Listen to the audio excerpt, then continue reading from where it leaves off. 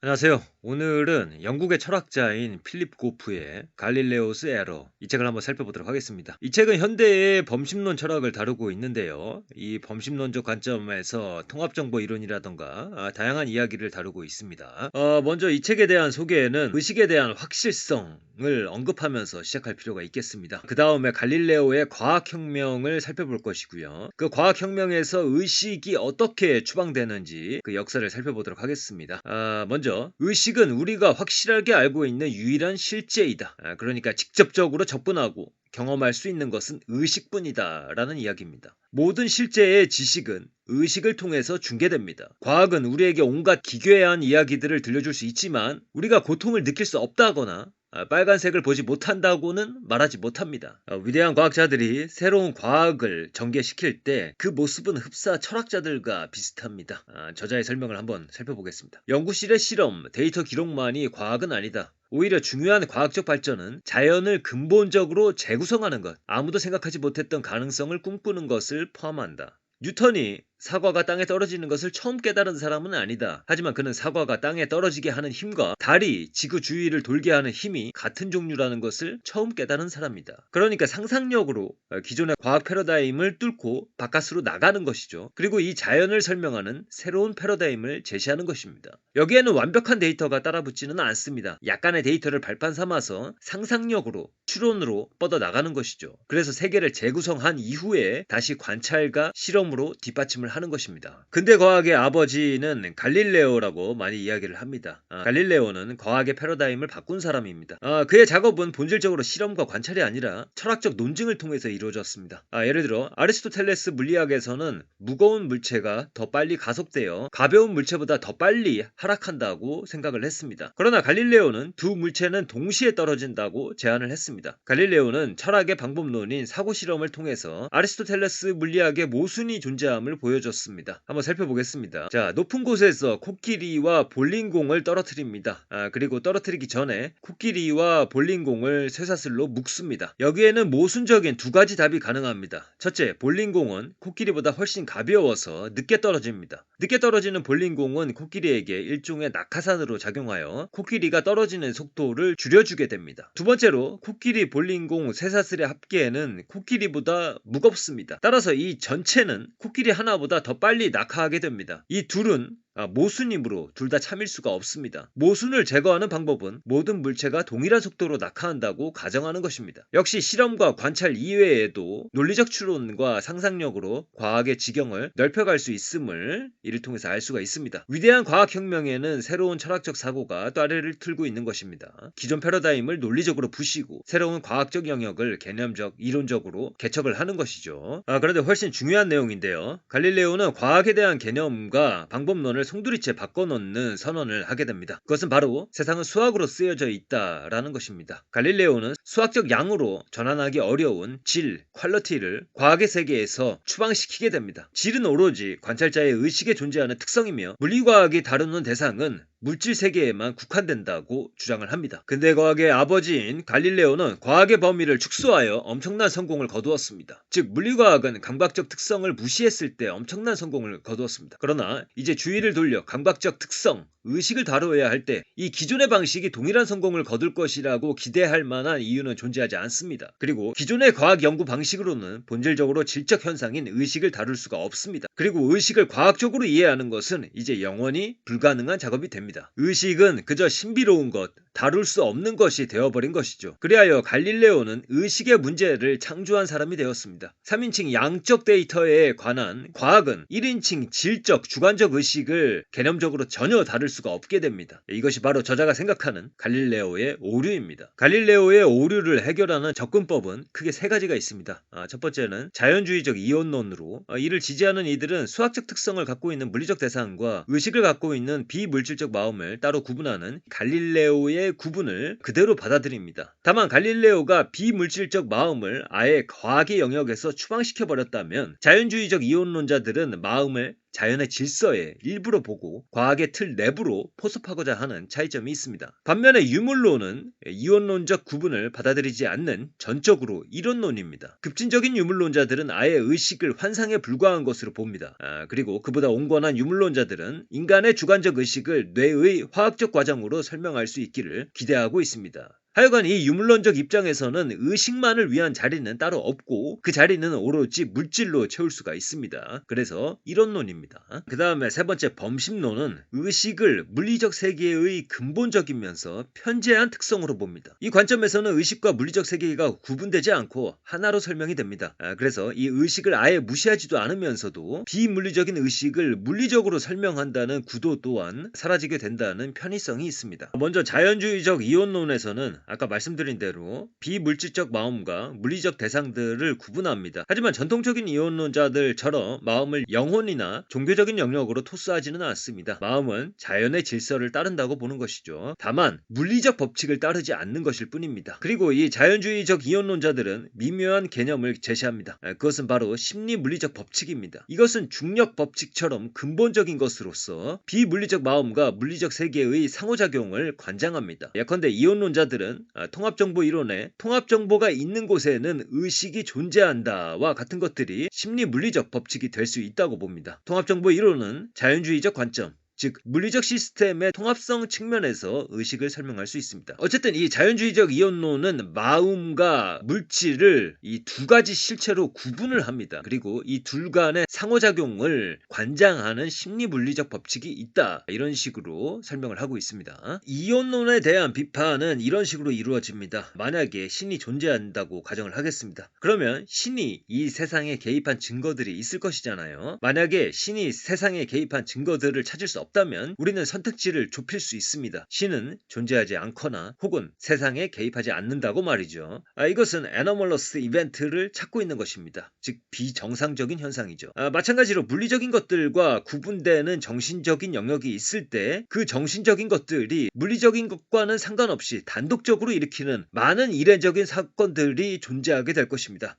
하지만 이런 사건들은 실제로 과학적으로 발견되지는 않고 있습니다. 이러한 사실들은 이원론에 반하는 것입니다. 즉 비정상적인 현상들을 우리가 발견할 수 없다는 것은 이원론을 지지하지 않는다라는 것이죠. 이러한 비판에 대한 이원론자들의 답변은 양자역학입니다. 양자역학에서는 관찰에 의해서 파동함수가 붕괴되면서 중첩 상태가 하나의 상태로 결정된다고 봅니다. 이는 비물질적 의식과 물리세계의 상호작용을 보여주는 것입니다. 여기에서 이원론은 관찰자를 입자, 장, 전자만큼 근본적인 것으로 받아들입니다. 예를 들어 보겠습니다. 나의 마음이 몸과 상호작용하기 전에 중첩 상태가 다음과 같이 존재합니다. 하나는 팔이 올라가게 하는 상태, 하나는 들어 올릴 수 없는 상태입니다. 마음이 뇌와 상호작용함으로써 중첩은 풀리고 둘 중 하나의 상태가 결정됩니다. 마음이 인과적인 역할을 하고 있는 것이죠. 데이비드 차머스는 다음과 같이 이야기를 합니다. 의식적 마음이 근본적인 역할을 할 수 있는 과학 이론을 원한다면 양자역학만한 것이 없다. 이에 대해서 저자는 이 양자 이론론이 의식적 마음에 충분한 인과적 역할을 제공한다고 보지는 않습니다. 대표적으로 보른 규칙을 이야기합니다. 순수하게 물리적인 원리인 보른 규칙에 따르면 중첩에서 어떤 상태가 나올지는 확률적으로 결정되어 있습니다. 만약에 의식적 마음이 근본적인 원인으로 작동한다면 그것은 자유로이 결정되어야 할 텐데 그것이 보른 규칙에 따르면 확률적으로 결정된다는 말이죠. 그렇다면 다시 이 의식적 마음과 보른 규칙을 연결하는 설명이 필요하게 됩니다. 그리고 이에 대한 적절한 과학적인 설명은 아직까지 존재하지 않습니다. 이에 대해서 이원론자들은 이렇게 답변을 합니다. 의식이 결정을 하면 그 다음에 보른 규칙이 적용된다는 식으로 설명하고 있습니다. 즉 의식의 최소한의 역할을 부여하는 것으로 답하고 있습니다. 저자는 이원론에 대한 설명을 마치면서 오컴의 면도날을 들이대고 있습니다. 어떤 데이터를 설명해 줄 수 있는 두 개의 이론이 있을 때 더 간단한 이론이 더 좋은 이론이라는 것이죠. 오컴의 면도날이 없다면 과학적 연구는 근본적으로 진행될 수 없습니다. 데이터를 설명할 수 있는 무수히 많은 가설들을 설정할 수 있거든요. 그러나 단순한 이론일수록 검증하기가 더 쉽고 적용하기도 이해하기도 더 쉽습니다. 실제로 과학사에서 오콤의 면도날은 잘 작동해 왔습니다. 오콤의 면도날이 반드시 적용되어야 할 원리는 물론 아닙니다. 이 자연은 간단한 것보다 더 복잡한 방식을 택할 수도 있거든요. 그러나 더 간단한 이론을 선택했을 때 더 좋은 결과값을 얻어온 그런 역사가 있습니다. 인간은 그러한 경향성에 베팅할 뿐인 것이죠.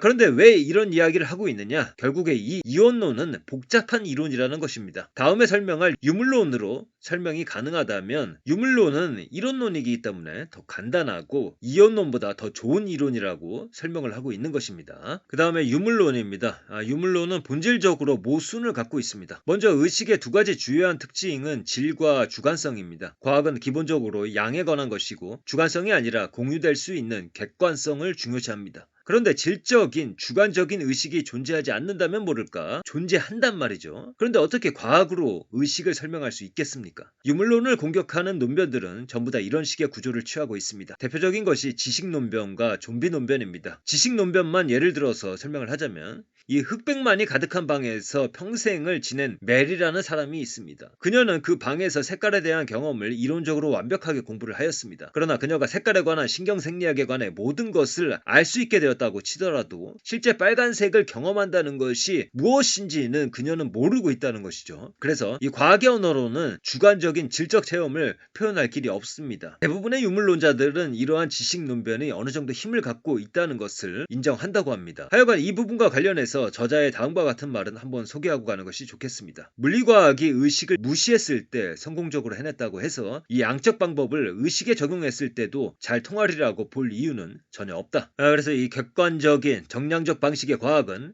주관적이며 질적인 의식을 설명할 수가 없습니다. 여기에서 두 가지 방식의 해결책이 제시가 됩니다. 첫 번째는 물리과학을 넘어서는 새로운 과학적 패러다임을 제시를 하는 것이고요. 그게 바로 저자가 지지하는 범신론이 되겠습니다. 그 다음에 의식은 환상이다 라고 선포해서 의식적인 문제들 그냥 제외를 시키는 것이죠. 의식은 환상이다. 이 환영주의의 일관성 여부를 보기 위해서는 컴퓨터가 생각할 수 있는지를 따져보아야 합니다. 컴퓨터가 생각할 수 있다 하면 의식도 특별하지 않다의 결론으로 가는 것인데요. 지난 시간에도 말씀을 드렸지만 지능과 의식을 별개의 것으로 보느냐 아니면 같은 맥락에서 이해를 하느냐에 차이가 있는 것 같습니다. 인간에게 오로지 지능이나 계산 능력만 존재한다면 튜링 테스트를 통과한 컴퓨터가 인간과 대등한 존재로 인정받을 수 있는 길이 열리는 것이지만 인간에게 지능과는 다른 의식의 영역이 따로 존재를 한다면 그리고 그 의식이 뒷받침될 때 진정한 이해가 구현된다면 컴퓨터는 의식이 존재하지 않을 뿐만 아니라 진정한 지능도 구현하지 못할 것이다. 이렇게 볼 수가 있겠습니다. 그리고 저자는 후자의 의견을 지지하고 있습니다. 매 순간 우리가 내성적으로 경험하고 있는 의식은 확실한 현상이라는 것이죠. 하여간 의식은 정의상 주관적이며 질적인 것이기 때문에 객관적으로 논쟁의 승패를 결정하기는 어려운 것 같습니다. 하여간 저자가 지지하는 범신론은 주관적 경험의 질적 측면과 물리과학의 양적 측면을 모두 수용하는 관점이기 때문에 시작부터 모순을 해소하고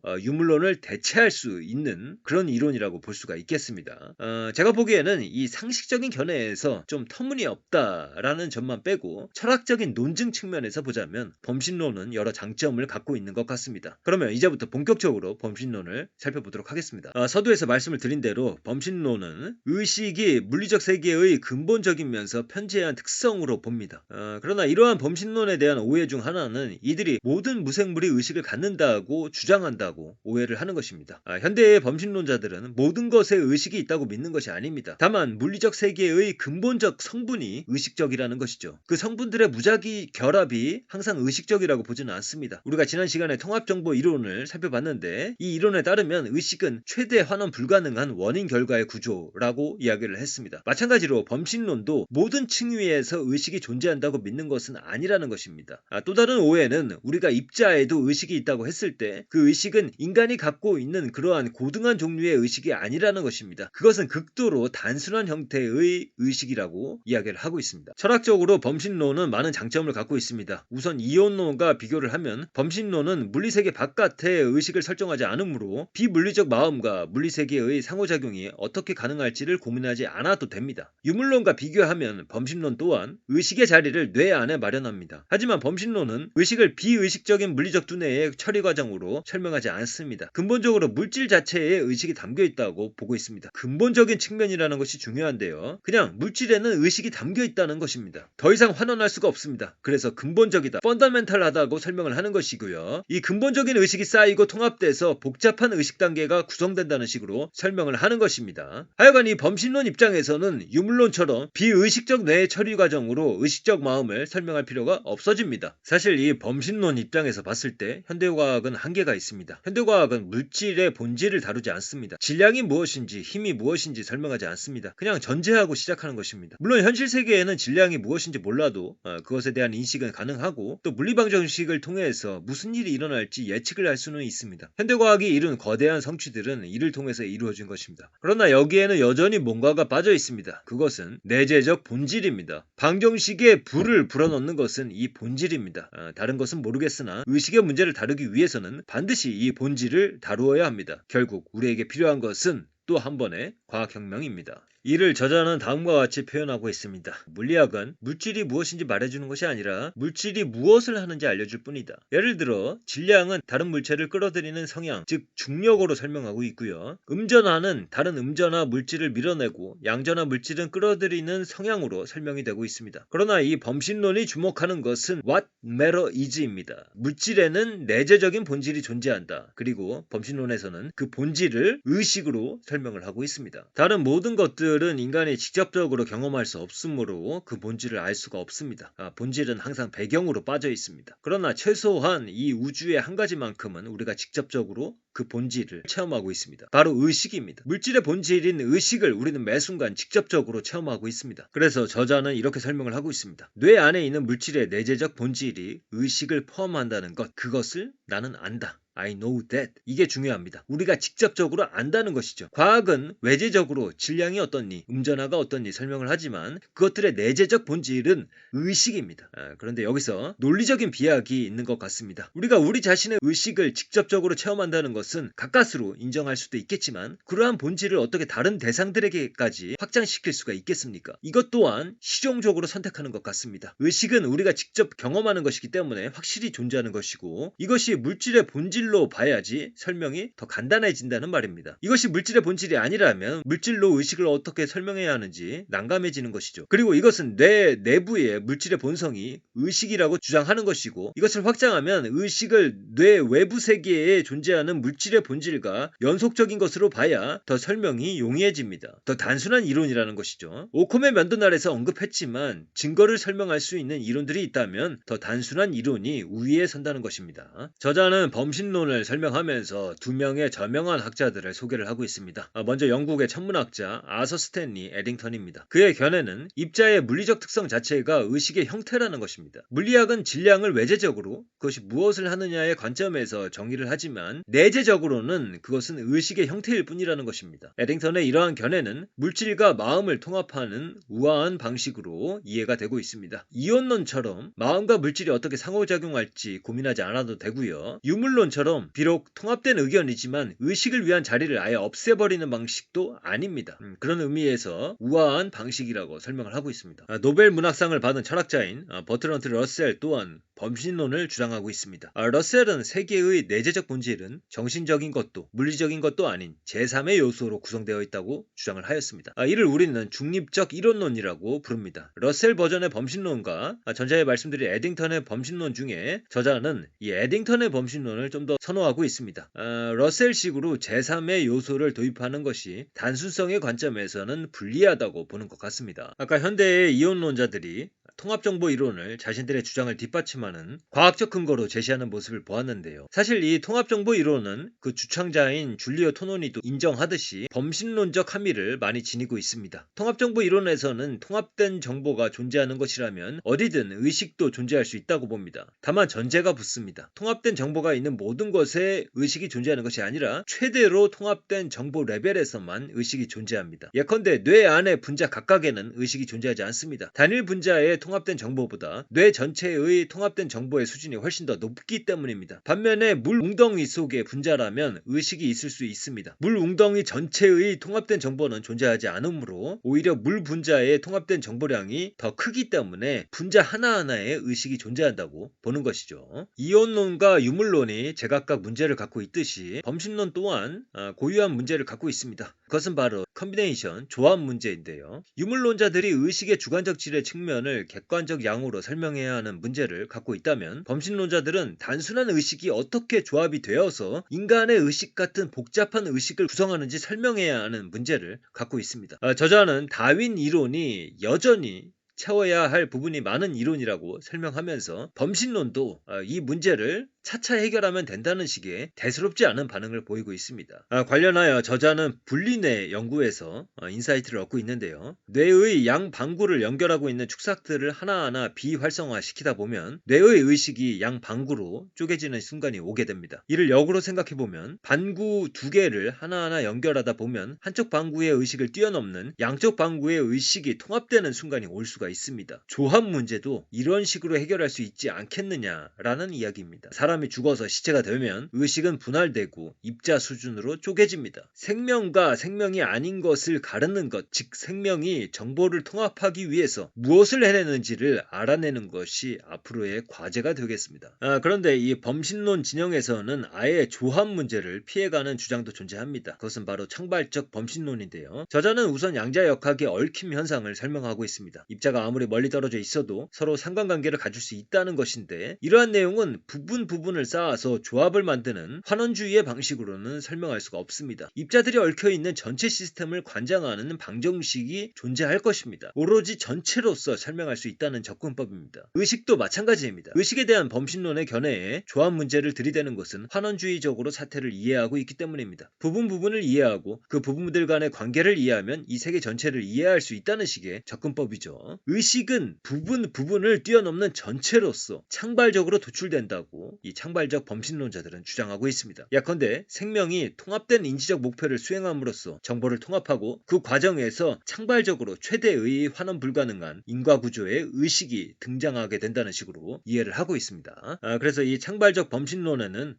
조합의 문제가 존재하지 않지만 대신에 새로운 문제가 등장하게 됩니다. 바로 이 전체를 낳는 자연의 기본 원리가 무엇인지 밝혀야 하는 숙제입니다. 양자 얽힘의 시스템 전체를 설명할 수 있는 방정식이 필요하듯이 낮은 레벨의 의식에서 복잡한 수준의 의식으로 이끌어줄 자연의 근본 원리를 밝혀야 하는 것입니다. 이 원리는 근본적인 원리이기 때문에 설명될 수는 없고 기술될 수만 있다고 하네요. 하여간 여러 후보들을 공식화하고 검증하는 작업들이 기다리고 있습니다. 저자의 전체적인 설명의 뉘앙스를 보면 이 창발적 범신론에 좀 더 호의적인 그런 뉘앙스를 보여줍니다. 하지만 책의 끝부분에 가서는 환원주의, 창발론 중 어느 쪽을 지지하는가에 대해서 불가지론으로 설명하고 있습니다. 두 진영 모두 활발하게 작업하고 있고 조만간 좋은 결실이 있을 것이라고 기대하면서 말이죠. 자, 그러면 여기까지는 하나의 흐름을 타고 설명을 드렸고요. 책의 마지막 챕터에서는 범신론이 우리 인생에 갖는 의미를 고찰하고 있습니다. 이 부분을 가볍게 재미로 보시면 좋을 것 같습니다. 한번 읽어보겠습니다. 범신론이 사실이라면 열대우림은 의식으로